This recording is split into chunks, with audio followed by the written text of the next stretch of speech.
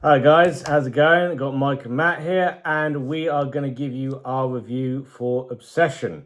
This is directed by Curry Barker, who I believe is a YouTuber. YouTube, I believe I he didn't. still does with stuff with YouTube, I assume. But I say, I honestly got. Sorry, I've never heard of this guy Nah. before. But yeah, he's this is his feature film debut, and basically, to give you the basic premise, this guy who has a massive crush on a girl at work buys this little gag gift called a One Wish Willow, and out of impulse, he wishes that she loved him more than anyone else in the world. Snap, and now she does love him more than anyone else in the world.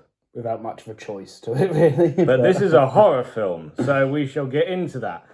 Right, let's start with what was really good about this movie. I think, again, for a debut film, like incredible work with, I think, a unique premise. Like, I don't think I've seen something like this premise in horror films that much before. Oh, I think because it's such a simple premise, it's just it's that age old tale of careful what you wish for. But this takes it to the absolute nth degree of, oh yeah, this is like you wished for this, so now deal with it. That's it. And we've got some new, I assume people newish to acting. I don't know if they've been anything before as well. So correct me if I'm wrong in the comments. But we've got Michael Johnston, who I believe plays the male He lead. plays the titular bear. That's his name. The bear, that's it. Yeah, And we have Indy Navarrete. I think Navarrete or Navarrete.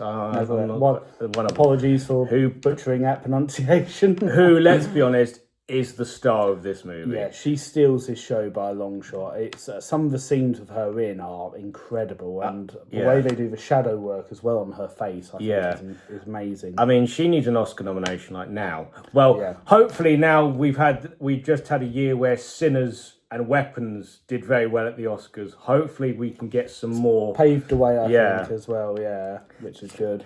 As you say, it does really well with this creepy atmosphere. I mean, there are certain shots where they just linger on something, and then you're like, okay, now cut.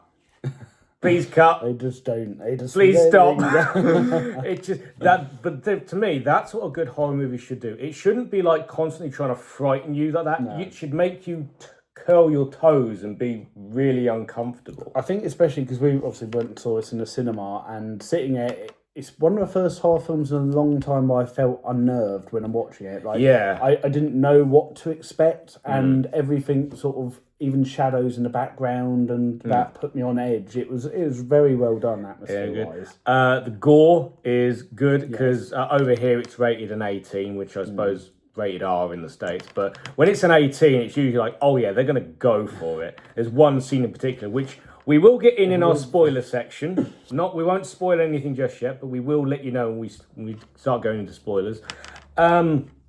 Also, it's interesting that Curry Barker, the director, is also the editor of the movie as well. I mean, I think that's kind of interesting when the director is also the editor, because he knows when to cut. He knows what he wants you to linger on or what you don't want to. And I think you said he'd done like films on YouTube before. He did a film called Milk and Cereal, which of course I'm gonna have to check out. And apparently he is actually dubbed to direct the next Texas Chainsaw movie. You mentioned that for A24. And after seeing this, I'm like, oh yeah, he's a good fit for that, definitely.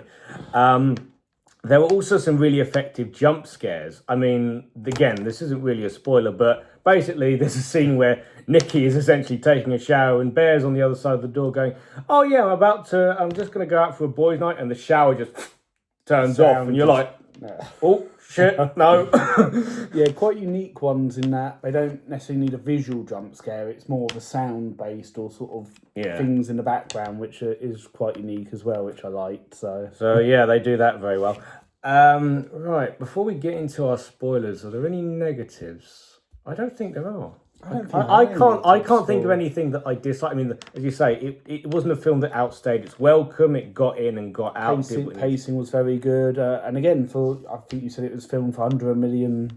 I think it was like $750,000 or something. Yeah. And again, you don't see many locations, but you don't need to really. And no, it's quite an isolated film. It's quite contained. But even the locations they do are well set up, and sort of they they feel lived in and that they feel real and that. Yeah. So yeah, it'd be interesting to see, because I think Cubby Barker said he's not necessarily going to do a sequel, but he's probably going to do like an anthology series about people making other crazy wishes and seeing what happens with that. So yeah, I'm going to say our rating for this is going to be peak cinema. Yeah, I'd say definitely, and also go out and buy the 4K when it comes out. Yeah, definitely. add it to your collection as well. Absolutely. It's going to be. I think it's a new sort of wave of horror that we're getting, which is really interesting to see. Right, now we are going into our spoiler section. I will hold this up, and when we are finished with our spoilers, I should put it down. The spoilers. They basically tell you very early on that when he makes this wish, this is not Nikki anymore. This is an entity that has taken over her body.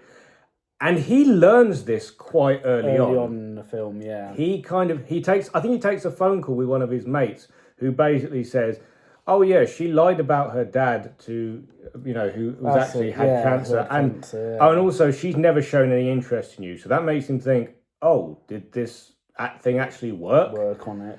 So, and then there's this, I think it's this horrible scene. It's, well, not horrible as in it was bad, but it was horrible to watch when I think she's asleep and he tries to sneak out, and the real Nikki comes out and says, I want you to kill me. So when she's sleeping, like the suppressed part of her that is actually her sort of wakes up almost and is able to sort of talk a bit, isn't it? Yeah. And he essentially, I think he says something along the lines of, what's so bad with being with me? And it's like, no, it's not. It's the fact that she has no control over what she's doing. Yeah, there's no free will sort of there and that. So it's interesting as well, because you see at various points in the film almost a bit of a struggle, because she snaps out of it a bit, doesn't she? Well, there's a lot of scenes where she kind of beats herself up, which it was never clear whether that was Nikki trying to kill herself or whether that was the entity trying to suppress Nikki.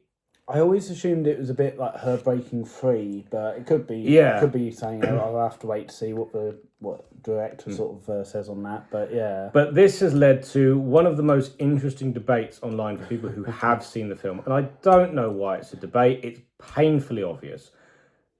People seem to debate about who's the villain of this movie, and it's like, well, Bear is. He's 100. Admittedly, he starts off a sympathetic protagonist, because let's be fair. A guy who has this massive crush on a girl that he can't have. We've all been there, to be honest.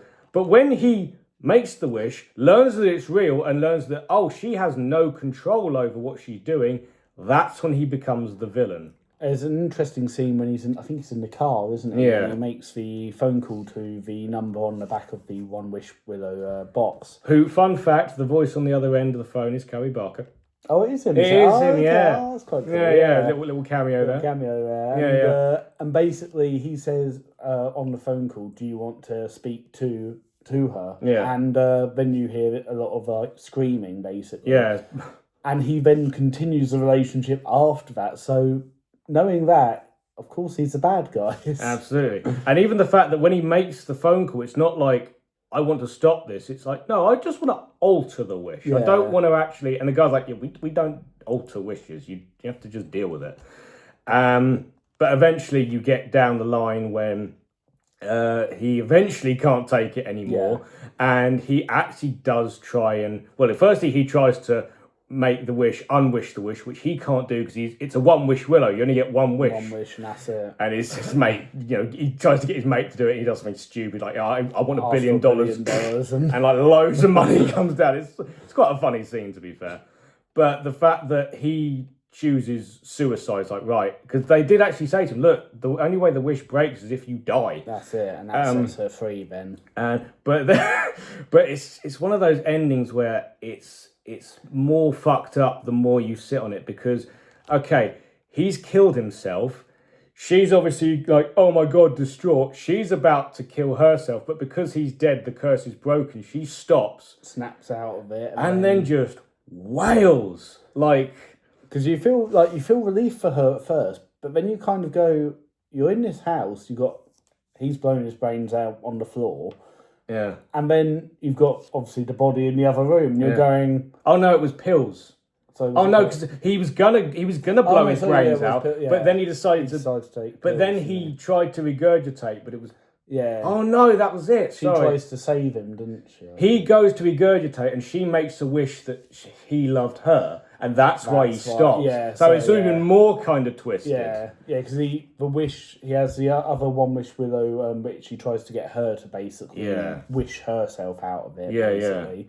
But then she uses it to make him love her in the same way that he's made her love him. But he's already taken the pills, so it's too late. It's in his system. And also, skating over the fact that she's just killed 2 of his friends as the entity because he was getting close to Sarah, who was his other female friend. And this is gruesome ass scene where they're sitting in the car. They're just having a nice conversation. Nikki comes out of nowhere, bashes her face on the steering wheel about 50 fucking times. I think she puts a brick on the steering wheel.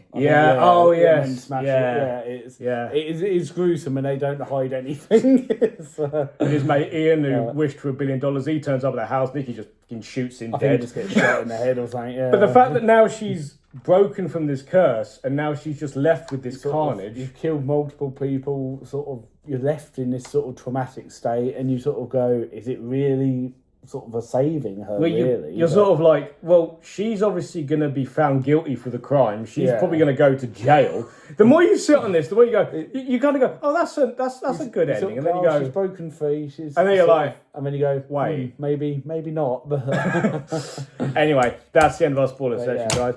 So, at the end of the day, this is what a good film should be. I love it when films are on the surface level, they're one thing, but when you start to peel back the layers, there's something so much deeper. And yeah, this film really delivered in spades. I'm really excited to see what Corey Barker does next, especially with his Texas Chainsaw Massacre bit. That'll be fascinating to see. So yeah. And yes, I would love to see this film get some love at the Oscars. Please go and see this film and support it. Thank you very much, guys. And if you like what we're doing, like and subscribe. And again, if there's any requests, any film movies that you want us to review, please let us know in the comments. Let us know in the comments and put your own take on the film in there as well. Exactly. Take care, guys. Take care, guys.